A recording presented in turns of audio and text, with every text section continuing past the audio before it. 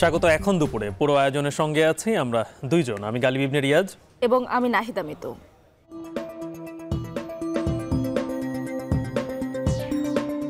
মিটিংটা খুবই বন্ধুত্বপূর্ণ ছিল।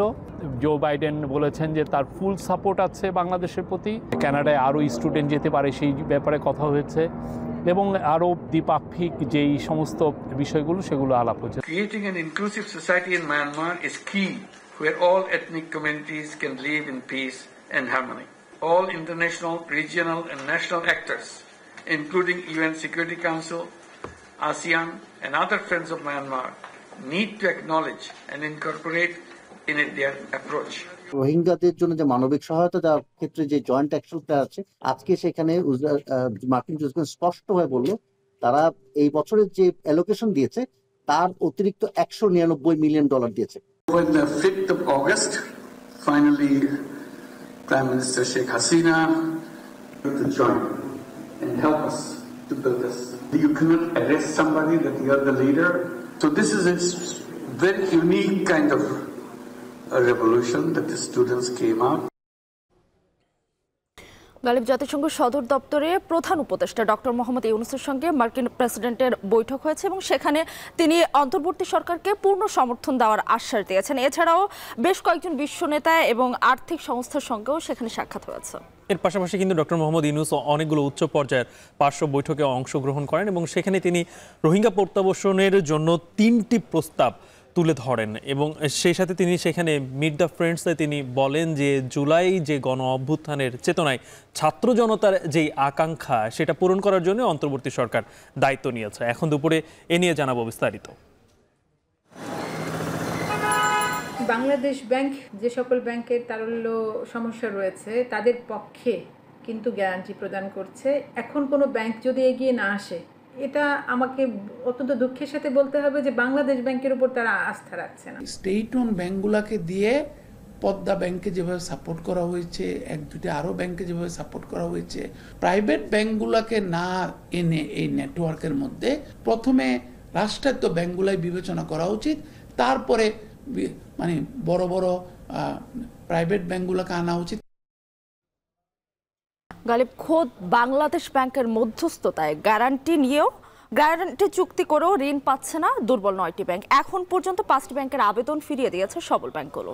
এবং এই ঘটনার কারণে বাংলাদেশ ব্যাংকের মুখপাত্র বলছেন যে এটা বাংলাদেশ ব্যাংকে অসম্মান করা, এই সিদ্ধান্ত না মেনে নেওয়ার কারণে। এবং ব্যাংক বিশ্লেষকরা বলছেন যে আগের ঘটনাটা খুব একটা সুখকর নয়। এ নিয়ে এখন দুপুরে আমরা বিস্তারিত জানাবো, তবে শুরুতেই জানাবো জাতিসংঘে ডক্টর মোহাম্মদ ইউনূসের বিভিন্ন কর্মসূচির খবর।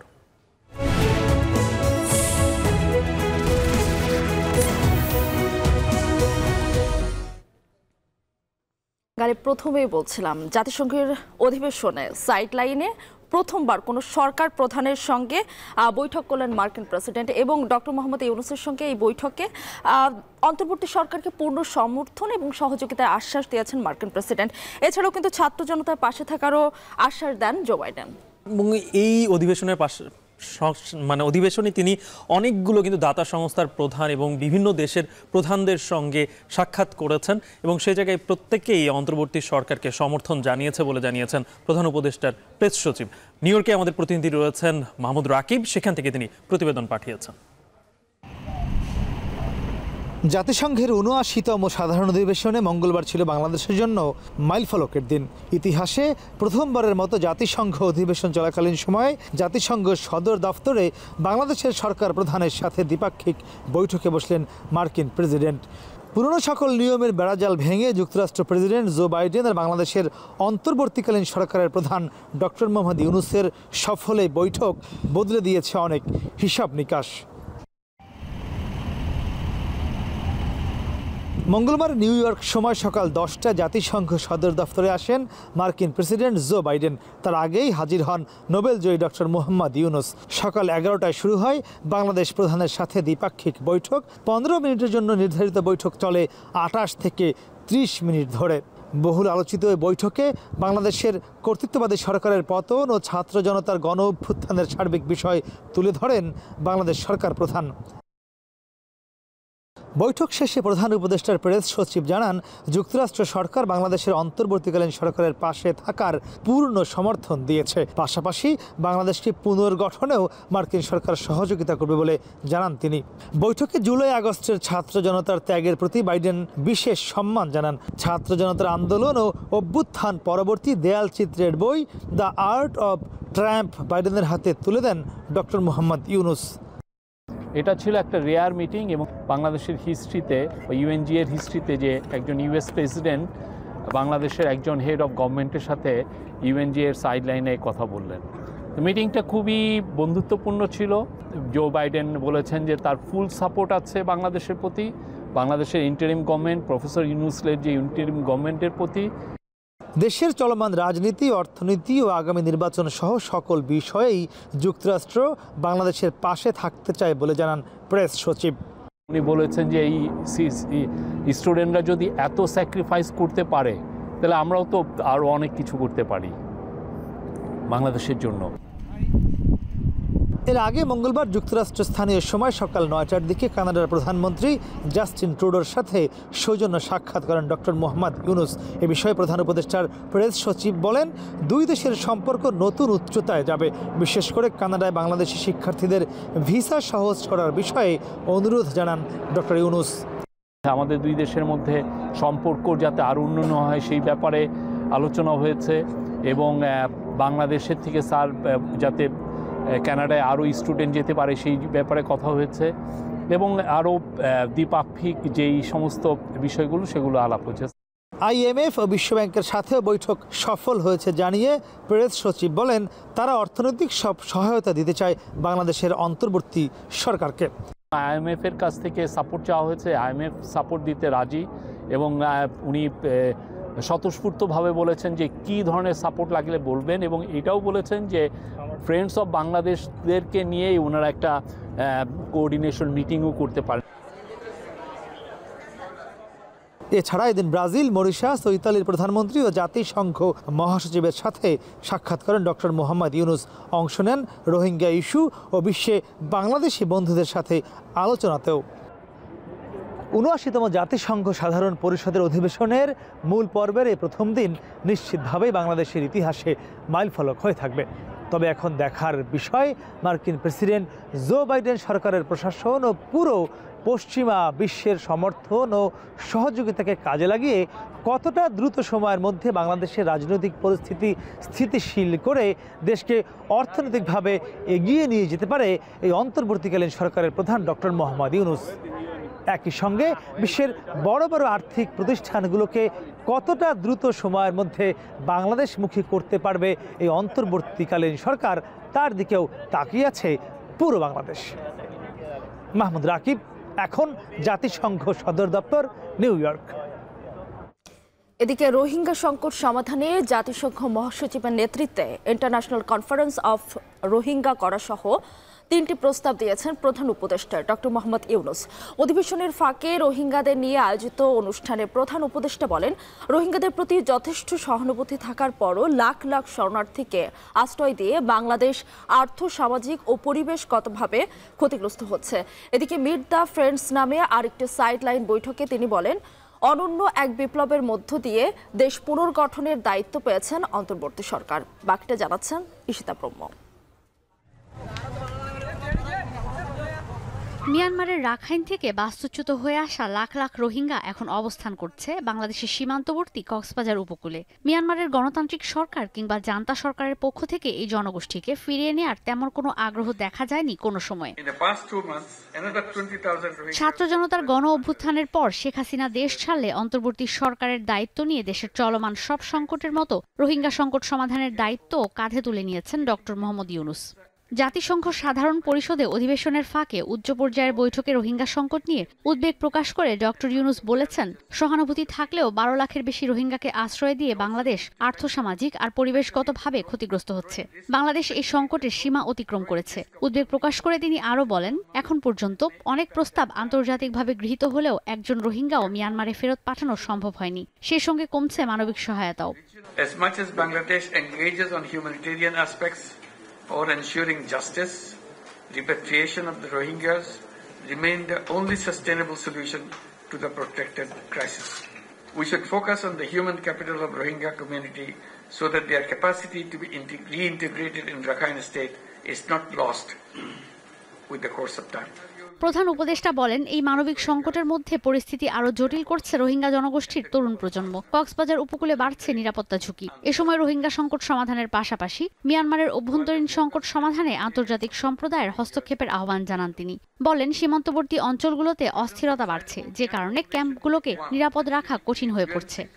UN Secretary General may convene an all stakeholders conference on the Rohingya crisis as soon as possible.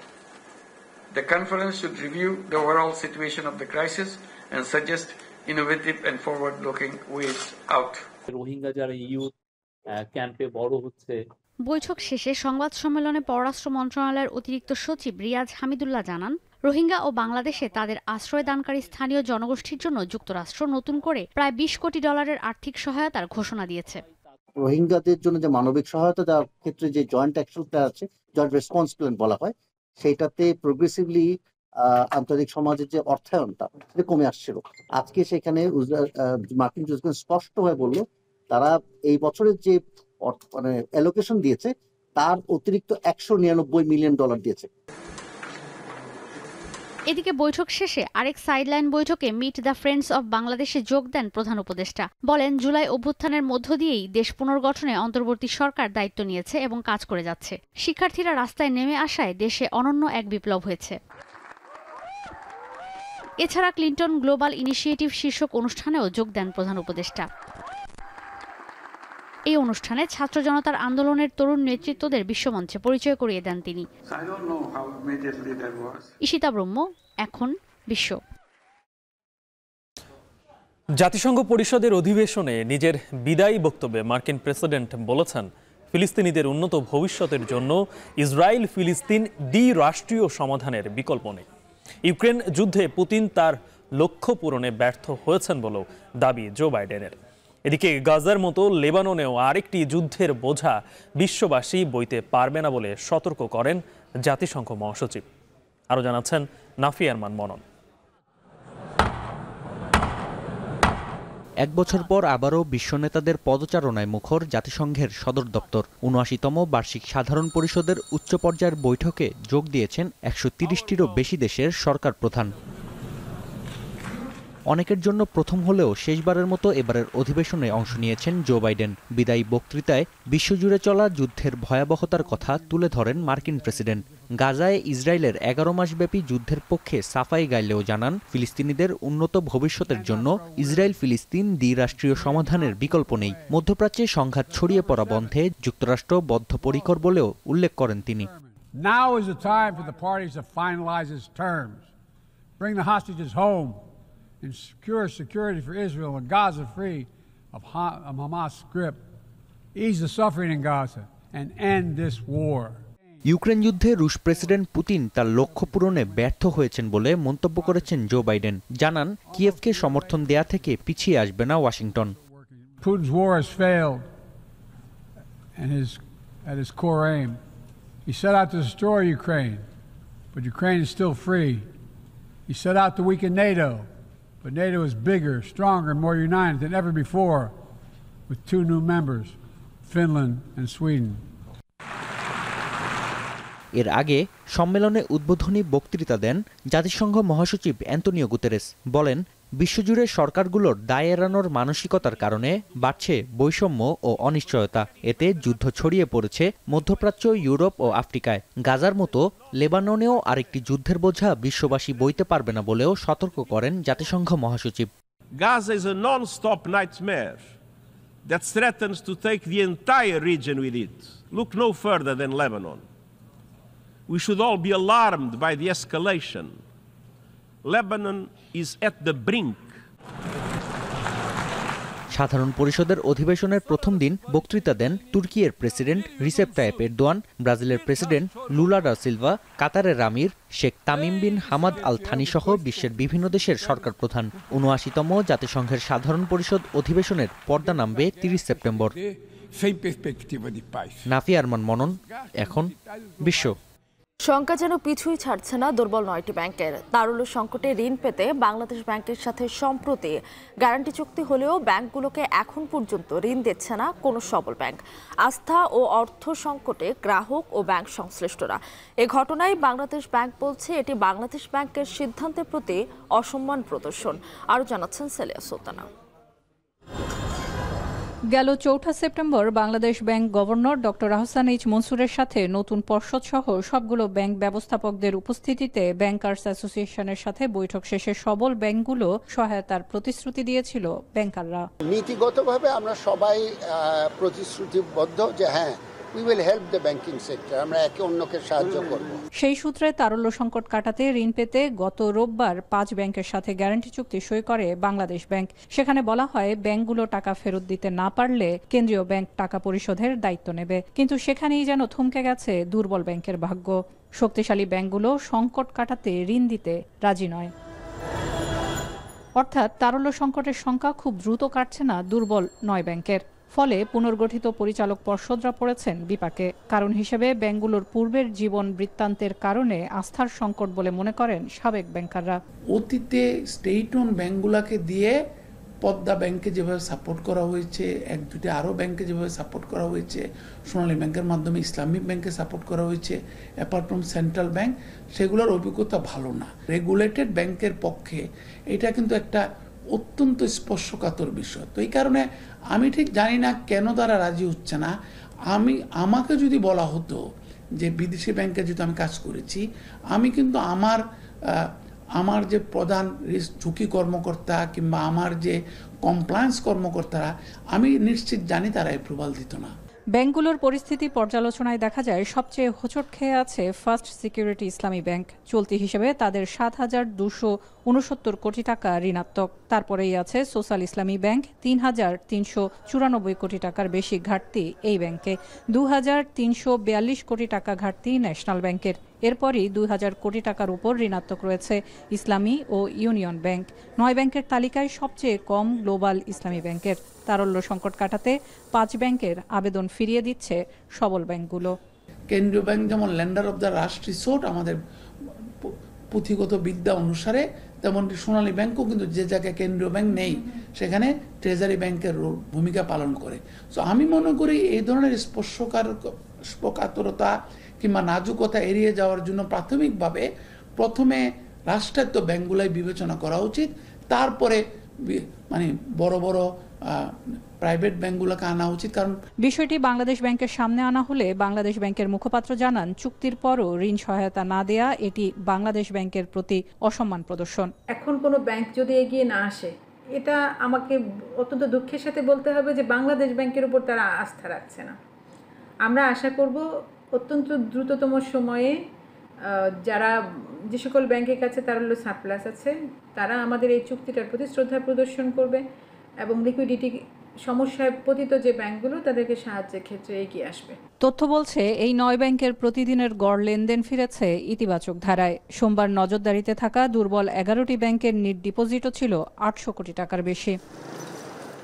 সেলিয়া Sultana, এখন, ঢাকা। আগামী 1.5 বছরের মধ্যে জাতীয় সংসদ নির্বাচন অনুষ্ঠিত হবে। সেনাপ্রধানের এমন বক্তব্য নিয়ে কৌশলী অবস্থানে রাজনৈতিক দলগুলো। বিএনপি বলছে দ্রুততম এবং যৌক্তিক সময়ের মধ্যে নির্বাচন দিতে হবে। রাজনৈতিক দলের সাথে আলোচনার মাধ্যমে নির্বাচনী রোডম্যাপ তৈরি করার ব্যাপারে মত দিচ্ছেন অনেকেই। তবে এই বিষয় নিয়ে এখনো কোনো প্রতিক্রিয়া জানায়নি জামায়াত ইসলামী। বিস্তারিত বেলায়েত হোসেনের প্রতিবেদনে। জুলাই গণ অভ্যুত্থানে বাংলাদেশের রাজনীতি এবং বিতর্কিত নির্বাচন ব্যবস্থা জোরে সোরে যে ধাক্কা খেয়েছে তার চূড়ান্ত ইতিবাচক ফল দেখার অপেক্ষা এখন গোটা জাতি। রাষ্ট্রের প্রয়োজনীয় সংস্কারের পাশাপাশি আলোচনায় অন্তর্বর্তী সরকারের মেয়াদ এবং কবে হবে ত্রয়োদশ জাতীয় সংসদ নির্বাচন। এই আলোচনার মধ্যেই নির্বাচনের সময়সীমা নিয়ে সেনা প্রধানের বক্তব্যে নতুন করে মোড় নিচ্ছে বাংলাদেশের রাজনীতি। বিদেশি এক গণমাধ্যমকে দেওয়া সাক্ষাৎকারে সেনাপ্রধান ওয়াকারুজ্জামান জানিয়েছেন, রাষ্ট্র পরিচালনা ও নির্বাচন ব্যবস্থায় গুরুত্বপূর্ণ সংস্কারের জন্য অন্তর্বর্তী সরকার যেসব কাজ করছে তাতে পূর্ণ সমর্থন দিবে সেনাবাহিনী, যাতে আগামী 18 মাসের মধ্যে একটি নির্বাচন হতে পারে। এ বক্তব্যের মাধ্যমে 1.5 বছরের মধ্যে নির্বাচন অনুষ্ঠানে যে ইঙ্গিত দিলেন সেনাপ্রধান, তা নিয়ে কি ভাবছে রাজনৈতিক দলগুলো? বিএনপির অভ্যন্তরে আলোচনা রয়েছে, তারা 1 বছরের মধ্যে নির্বাচন চায়। তবে সেনাপ্রধানের বক্তব্য নিয়ে কোনো প্রতিক্রিয়া দেখাতে চাইছে না দলটি। এটা তো আমরা শুনলাম, এখন এই বিষয়ে আনুষ্ঠানিকভাবে দল একটা হয়তো কোনো প্রতিক্রিয়া দিতে পারে। আমরা সেই সময় অপেক্ষা আমরা করব যে দল কিভাবে বলে। তো আমার মনে হয় যে বেশি যেন প্রলম্বিত না হয়। উনি সেনাবাহিনীর প্রধানের সাথে আলাপ আলোচনা করেছেন, সব কিছু বিবেচনা করে যে যুক্তিসঙ্গত যে সময়টি, সেই সময়টির মধ্যেই নির্বাচন হওয়া উচিত। যে তাড়াতাড়ি বললে যে আমি 2-3 মাস 4 মাসের 5 মাসের মধ্যেই করতে হবে তা না, কিন্তু যাতে বেশি দীর্ঘায়িত না হয়। নতুন নিবন্ধন পাওয়া এবি পার্টির মতে 1.5 বছর একটি যৌক্তিক সময়। তবে গণসংহতি আন্দোলনের প্রধান সমন্বয়কারী জোনায়েদ সাকি বলছেন, নির্বাচনের আগে রাষ্ট্র সংস্কারে কি পরিমাণ সময় লাগবে তার রোডম্যাপ ঠিক করতে হবে রাজনৈতিক দলগুলোর সঙ্গে আলোচনার মাধ্যমে। সময়সীমা এখনই আমরা সুনির্দিষ্টভাবে বলতে পারছি না। আমরা বারবার বলেছি যে সময়সীমার বিষয়টি এক তো হচ্ছে অংশীজনদের সাথে আলোচনার মধ্যে দিয়ে ঠিক করা উচিত, এবং সেটাও নির্ভর করবে যে আমাদের সুনির্দিষ্ট কাজগুলো নির্ধারিত হওয়ার পরে কী ধরনের সংস্কারের প্রস্তাবগুলো আসে, সংবিধান কিভাবে গণতান্ত্রিক সংবিধানে পরিণত হবে, সেইটার প্রক্রিয়াটা কী হবে, এইসব আলাপ আলোচনাগুলোর মধ্য দিয়ে কিন্তু এই সময়সীমাটাও নির্ধারিত হবে। তবে 1 থেকে 1.5 বছরের সময় যে বলা হয়েছে, তার মানে হচ্ছে এই সময়ের মধ্যে করার চেষ্টা করাটাই কাঙ্ক্ষিত হবে। 1.5 বছরের মধ্যে ইলেকশন, আমার যেহেতু একটা ইলেকশন গেল আমাদের, সেখানে কিন্তু ইলেকশনের একটা প্রস্তুতি ছিল দলগুলোর সাধারণ। সেনাবাহিনী প্রধান যেটা বলেছেন এটা একটা যুক্তিগ্রাহ্য কথা, এবং এটা নিশ্চয়ই তাদের মধ্যে একটা আলাপ আলোচনা হয়েছে, যেহেতু তিনি বলেছেন যে প্রতি সপ্তাহে অন্তর্বর্তীকালীন সরকার প্রধানের সাথে ওনার মত বিনিময় হচ্ছে। এদিকে বাংলাদেশের রাজনৈতিক মেরুকরণে এখন গুরুত্বপূর্ণ অবস্থানে জামায়াতে ইসলামী। নির্বাচনের সময়সীমা নিয়ে সেনা প্রধানের বক্তব্য নিয়ে দলটির অবস্থান কি, এ বিষয়ে এখনো জামায়াতের শীর্ষ পর্যায়ের কোনো নেতার বক্তব্য পাওয়া যায়নি। বিলায়েত হোসাইন, এখন, ঢাকা। এখন দুপুরে নিচ্ছে ছোট্ট একটা বিরতি, ফিরবো একটু পরে, সঙ্গেই থাকুন।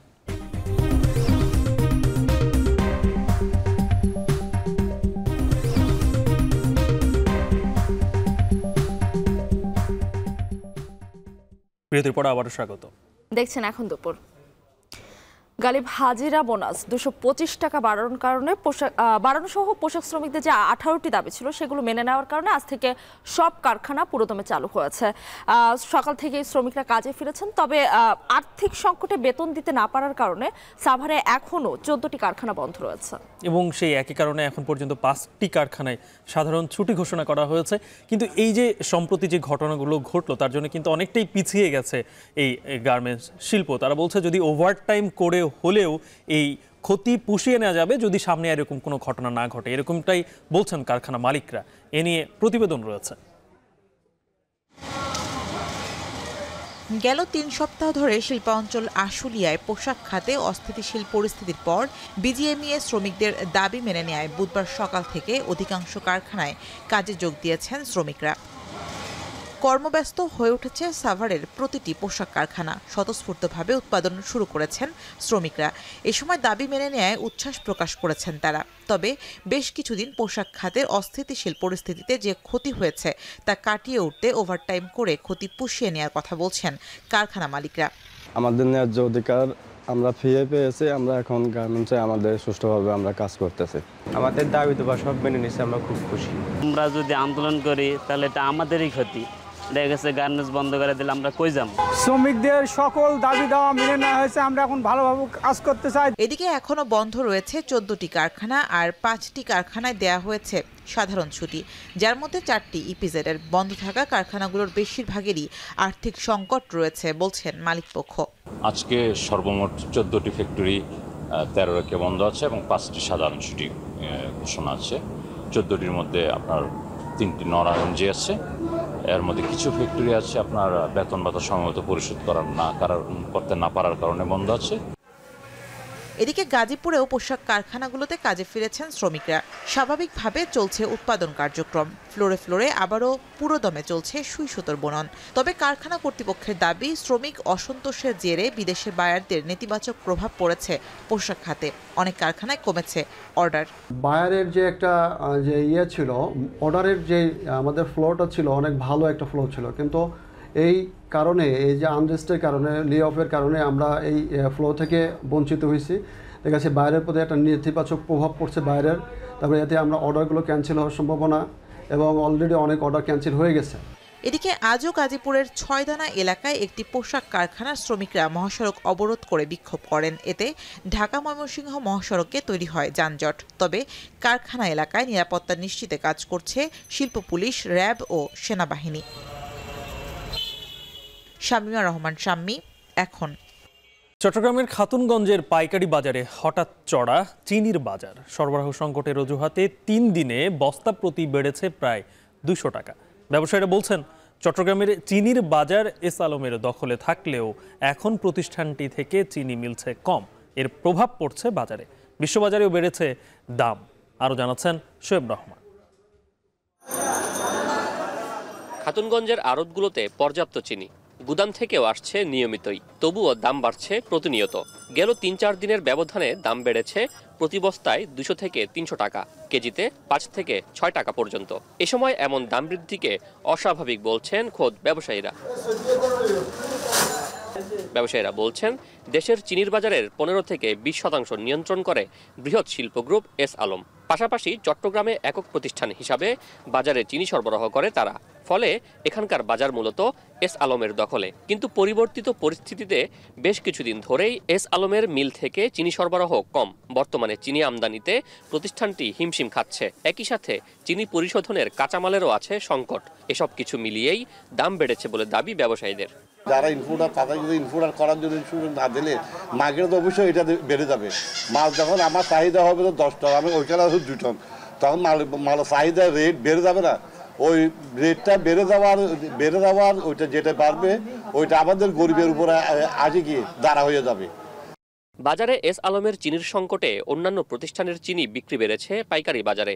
সেসব চিনিরও দাম বেশি। ব্যবসায়ীরা বলছেন, চট্টগ্রামের বাইরের প্রতিষ্ঠান থেকে চিনি আনতে বাড়তি পরিবহন খরচ গুনতে হয়। সরকার যদি কোনো ব্যবস্থা নেয় অথবা এটা আসলে কস্টিংটা কি হয়, মিল মালিকদের সাথে কথাবার্তা বলিয়ে মার্কেট প্রাইসটা করলে জনগণ একটু হবে, স্বস্তি পাবে।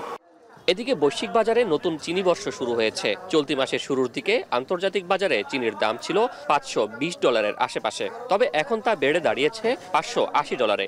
দাম কমাতে বাড়তি শুল্ক প্রত্যাহারের দাবি ব্যবসায়ীদের। যৌক্তিক একটি ট্যাক্স হওয়া উচিত। 61% এটা অনেক বেশি। আমার মনে হয় যে এখানে 30% বা 25% ট্যাক্স নিলে আমার মনে হয় যে বাজারের যে ঊর্ধ্বগতি সেটি অনেকাংশে কমিয়ে আসবে। পাইকারিতে প্যাকেটজাত চিনি কিছুদিন আগে 126 টাকায় বিক্রি হলেও এখন বিক্রি হচ্ছে 127 টাকায়, আর খুচরায় সেটি 132 টাকা। শোয়েব রহমান, এখন, চট্টগ্রাম। এনবিআর এর এসআই কোডা ওয়ার্ল্ডের সার্ভারে লগ ইন করতে পারলেও নানা জটিলতায় ব্যাহত শুল্কায়ন কার্যক্রম ও পণ্য খালাস কার্যক্রম। কয়েকদিনের এই সমস্যায় উৎকণ্ঠায় ব্যবসায়ীরা। চট্টগ্রাম কাস্টমস থেকে যুক্ত হচ্ছেন হাজেরা শিউলি বিষয়ে জানাতে। শিউলি, নিশ্চয়ই শুনতে পাচ্ছেন, টানা 5 দিন ধরে চলা সার্ভার জটিলতার কারণে আসলে কেমন ধরনের সংকটে পড়তে হচ্ছে ব্যবসায়ীদের? লোকসান কেমন জানাবেন? আমি তো এই সংকট কিন্তু আসলে দিন দিন খুব বাড়ছে এবং ক্রমশ তীব্র হচ্ছে এবং প্রতিদিনই কিন্তু দেখা যাচ্ছে যে অফিস আওয়ার সকাল 10টা থেকে বিকেল 5টা পর্যন্ত সার্ভারে বা অনলাইনে কোনো কাজই করতে পারছেন না সিএনএফ এজেন্টরা। এবং এই মুহূর্তেও কিন্তু এখানে সিএনএফ এজেন্টরা শুল্ক কর্মকর্তাদের টেবিল ঘিরে অনেকে দাঁড়িয়ে আছেন, অনেকে আবার হতাশ হয়ে চলে গেছেন। দেখা যাচ্ছে যে কোনো কম্পিউটারে আইডি লগ ইন করে শুল্ক কর্মকর্তারা সার্ভারে বা সিস্টেমে প্রবেশ করলেও কিন্তু ওটিপি বা পাসওয়ার্ড আসছে না।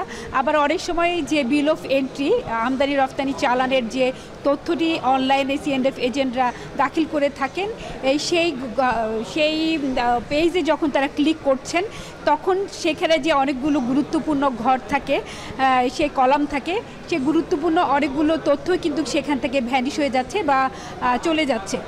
এক্ষেত্রে দেখা যাচ্ছে যে লোকেশন অফ গুডস বা পণ্যটি কোন জায়গায় আছে এবং কারেন্সির যে ঘর আছে, বৈদেশিক মুদ্রা লেনদেনের ঘর সেগুলো এবং এইচএস কোড, এই যেই কোডের মাধ্যমে আসলে কোন ধরনের পণ্য সেটি শনাক্ত করা হয় এবং শুল্ক নির্ধারণ করা হয়, সেই ঘরগুলো চলে যাচ্ছে এবং এর ফলে আসলে কোনো কাজই হচ্ছে না এবং অ্যাসেসমেন্ট তারা করতে পারছেন না। ফলে বন্দরে তারা শুল্ক যেমন পরিশোধ করতে পারছেন না, একইভাবে তারা বন্দর থেকে পণ্য খালাস করতে পারছেন না।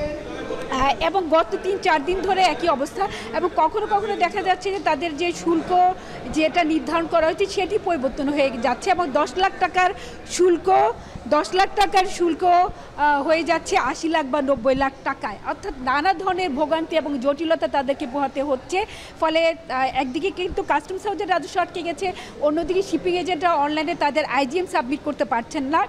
যেখানে একটি জাহাজ বন্দরে বেরার আগে আইজিএম সাবমিট করতে হয় সেটি করতে পারছেন, এবং জাহাজে একটি নিবন্ধন নাম্বার পরে সেটিও তারা করতে পারছেন। আচ্ছা, বলা যায় যে চতুর্মুখী একটি সংকট, আইসিডি থেকে তারা পণ্য ডেলিভারি নিতে পারছে না। যেসব পণ্য আগে শুল্কায়ন হয়েছে বা শুল্ক পরিশোধ করেছেন সেগুলো সম্ভব হচ্ছে, কিন্তু নতুন করে কোনো পণ্য তারা খালাস করতে পারছে না, শুল্কায়ন করতে পারছে না। যেখানে প্রতিদিন কাস্টমস হাউসে করে 5 থেকে 6 হাজার বিল অফ এন্ট্রি জমা পড়ে, এখন মাত্র কিছু সংখ্যক সীমিত পরিসরে কাজ হচ্ছে এবং সন্ধ্যার পরই কাজ হচ্ছে, এবং দ্রুত আসলে এই সমস্যার সমাধানে তারা দাবি জানিয়েছেন, এবং এই ব্যাপারে এনবিআর এর আইটি টিমেরকে তারা দোষারোপ করছেন, তাদের অদক্ষতাকে তারা দুষছেন।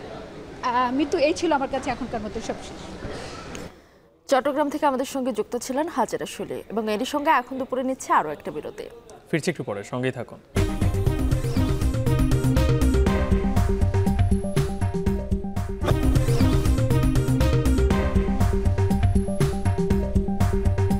বিরতির পর আবারও স্বাগত।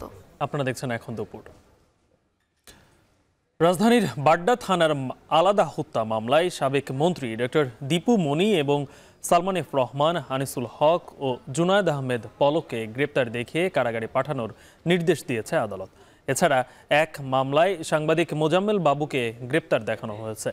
বুধবার সকালে আসামিদের আদালতে হাজির করে গ্রেপ্তার দেখানোর আবেদন জানান মামলাগুলোর তদন্ত কর্মকর্তারা। এ সময় রাষ্ট্রপক্ষকে সহায়তাকারী আইনজীবী জানান, এই আসামিরা ছাত্র জনতার আন্দোলনে পুলিশ ও আওয়ামী লীগের সন্ত্রাসীদের ছাত্র জনতার মিছিলে সরাসরি গুলির নির্দেশ দেন এবং অংশও নেন। তারা কোনোভাবেই হত্যার দায় হতে মুক্তি পেতে পারেন না। তারা জামিন পেলে গণ অভ্যুত্থান ব্যর্থ হবে। অন্যদিকে আসামিদের নির্দোষ দাবি করে জামিন চান তাদের আইনজীবী। উভয় পক্ষের শুনানি শেষে ম্যাজিস্ট্রেট আরফাতুল রাকিব আসামিদের গ্রেপ্তারের আবেদন মঞ্জুর করেন এবং কারাগারে পাঠানোর নির্দেশ দেন। তফাজ্জলকে পিটিয়ে হত্যার ঘটনায় ঢাকা বিশ্ববিদ্যালয় ফজলুল হক মুসলিম হলের প্রভোস্ট সহ 15 জনের বিরুদ্ধে মামলা করেছেন নিহতের পরিবার। বুধবার ঢাকার সিএমএম আদালতে নিহতের বোন মামলা দায়ের করেন। আদালত মামলাটি আমলে নিয়ে ঢাকা বিশ্ববিদ্যালয়ের করা মামলা তদন্ত প্রতিবেদন আসা পর্যন্ত এই মামলার কার্যক্রম বন্ধ রাখতে বলেছেন। বাদীর আইনজীবী জানান, ঘটনার ভিডিওতে সবার চেহারা পরিষ্কার দেখা গেলেও ঢাকা বিশ্ববিদ্যালয়ের মামলায় কাউকে নির্দিষ্ট করে আসামি করা হয়নি। আসামি করা হয়েছে অজ্ঞাতদের, তাই নতুন করে আসামিদের নাম উল্লেখ করে মামলা করা হয়েছে। হত্যার ঘটনায় বিশ্ববিদ্যালয় কোনোভাবে দায় এড়াতে পারে না বলেও জানান আইনজীবী। এ সময় নিহতের বোন জানান, ঢাকা বিশ্ববিদ্যালয়ের মতো একটি জায়গায় একজন মানসিক ভারসাম্যহীন ব্যক্তিকে পিটিয়ে মেরে ফেলা যায় না। ঘটনায় দায়ীদের বিচার নিশ্চিতের দাবি জানান তিনি। ঢাকা বিশ্ববিদ্যালয় প্রশাসন শাহবাগ থানায় একটি জিআর মামলা করেছিলেন। সেখানে অজ্ঞাতনামা হিসেবে আসামি করা হয়েছে, কাউকে স্পেসিফিক করে আসামি করা হয় নাই। কিন্তু সবাই দেখেছে এই তোফাজ্জল হত্যাকাণ্ডের সাথে কারা জড়িত। একদম স্পেসিফিক করে করে ভিডিওতে দেখা গেছে কারা আঘাত করে মেরেছে। এত কিছু দেখার পরেও, এত স্পেসিফিক থাকার পরেও ঢাকা বিশ্ববিদ্যালয়ের প্রশাসন তারা অজ্ঞাতনামা হিসেবে আসামি করায়, মামলা করায়। আমরা তাদের এই মামলা নিয়ে সন্দিহান। একটা মানুষকে 4টা ঘন্টা সাপের মতো পিটাই মারা, এটা মানুষের কোনো মানুষ করতে পারে না। জানি না যে ওনাদের আসলে কোন মায়ের পেটে জন্ম হয়েছে যে এরকমের হিংস্র হইতে পারে একটা মানুষের সাথে, তাও একটা মানসিক ভারসাম্যহীন মানুষের সাথে। এই জন্যই হলো আমি এখানে আসা, আর আমি চাই যে মানে ন্যায় বিচার হোক এবং কঠিন থেকে কঠিনতম শাস্তি হোক। এখন দুপুরে নিচ্ছে আরো একটা বিরতি। ফিরবো একটু পরে, সঙ্গেই থাকুন।